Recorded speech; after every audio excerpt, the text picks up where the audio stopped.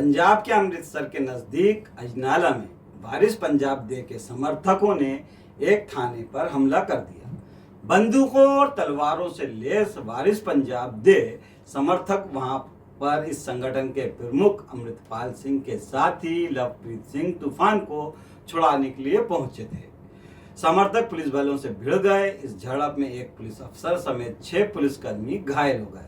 समर्थकों के साथ अमृतपाल सिंह भी थाने पहुंचे थे। उन्होंने पुलिस को अल्टीमेटम दिया और उनके हजारों समर्थकों ने थाने में इतना हंगामा किया कि पुलिस को लवप्रीत सिंह को रिहा करने का आश्वासन देना पड़ गया। अमृतपाल सिंह और उनके समर्थकों के सामने पुलिस बेबस दिखी। और नमस्कार, आप देख रहे हैं नारद मुनि लाइव और मैं हूं आपके साथ जुबैर कुरैशी।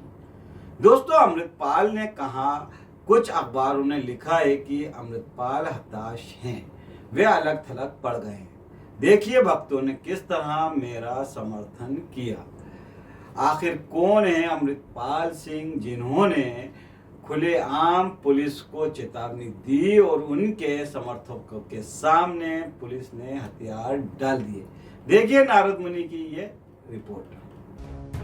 पंजाब की राजनीति में पिछले कुछ समय से अमृतपाल सिंह चर्चा में हैं। 29 साल के अमृतपाल सिंह खालिस्तान समर्थक माने जाते हैं। पिछले साल वो एक्टिविस्ट दीप सिंह सिद्धू की मौत के बाद वारिस पंजाब दे संगठन की कमान संभालने दुबई से लौटे थे। पिछले साल ही अमृतपाल सिंह को दीप सिंह सिद्धू की ओर से गठित संगठन वारिस पंजाब दे का प्रमुख चुना गया था। मशहूर पंजाबी एक्टर दीप सिंह सिद्धू किसान आंदोलन के दौरान चर्चा में आए थे। बाद में एक सड़क हादसे में उनकी मौत हो गई थी। मीडिया को दिए एक इंटरव्यू में अमृतपाल सिंह कहते हैं कि उनका जन्म और पालन पोषण अमृतसर के जादूखेड़ा गांव में हुआ था। उनकी शादी 10 फरवरी 2023 को बाबा बकाला में हुई थी। निस्ता का हवाला देते हुए उन्होंने अपनी पत्नी और परिवार के बारे में नहीं बताया और कहा कि मीडिया को भी उनकी निजी जिंदगी में दखल देने से बचना चाहिए।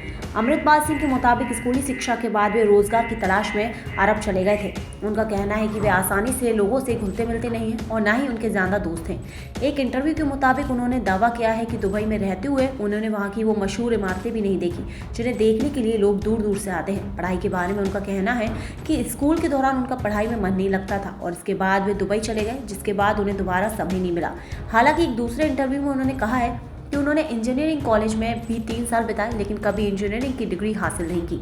अमृतपाल सिंह कहते हैं कि एक तो हमारा नरसंहार हुआ है और फिर उस नरसंहार की चर्चा को भी वर्जित कर देना चाहिए। ऐसे में जब हम इसकी चर्चा करते हैं तो लोग सोचते हैं कि ये काम खुद नहीं कर रहे हैं, हमसे ये करवाया जा रहा है।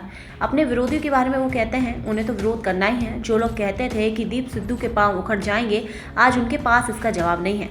अमृतपाल सिंह कहते हैं कि पुराने संगठन नए लोगों, खासकर के स्वतंत्र विचारों को जगह नहीं देते। रॉयल फैमिली सैलून एमपी नगर जोन 1 मनोहर डेयरी के पास एक ऐसा सैलून जहां पूरी फैमिली के साथ जाकर hair spa, hair cut, hair straightening, hair colour और शेविंग करा सकते हैं। तो जल्द ही कीजिए और एक बार जरूर आइए, आपका अपना royal family salon. Akali Dal के बारे में उनका कहना है कि ये भी कहना है कि अकाली दल सिख पंथ का है और इसे पंथ को लौटा देना चाहिए। वो मानते हैं कि सिख पंथ किसी खास दल की पहचान का मोहताज नहीं है।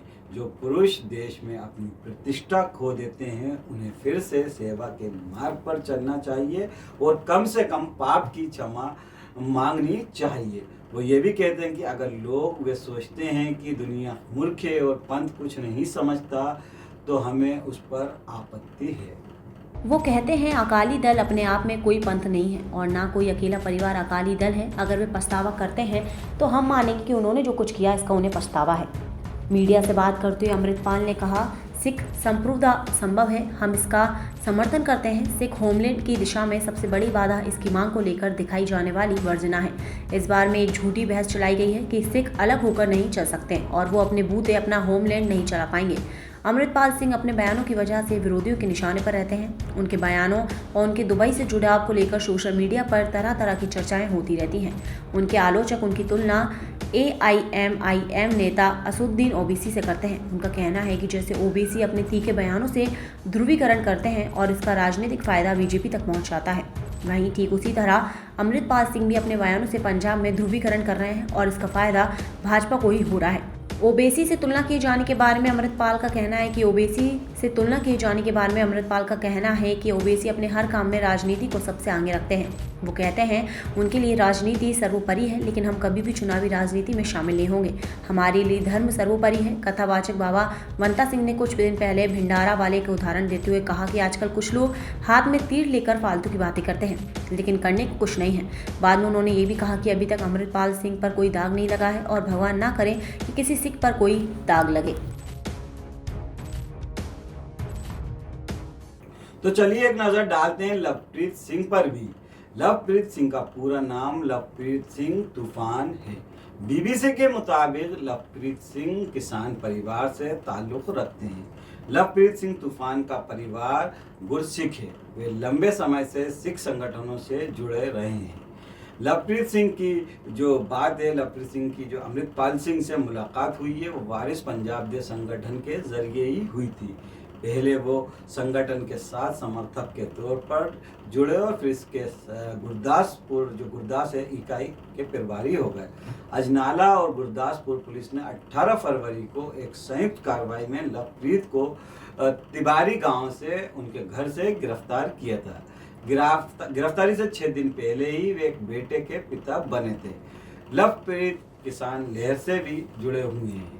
तो दोस्तों, आज हमने आपको बताया अमृतपाल सिंह और लवप्रीत सिंह के बारे में। आपको यह इनके बारे में ये जानकारी कैसी लगी, अपनी राय हमें कमेंट करके ज़रूर बताएं और चैनल को सब्सक्राइब करना ना भूलें। नमस्कार, जय हिंद।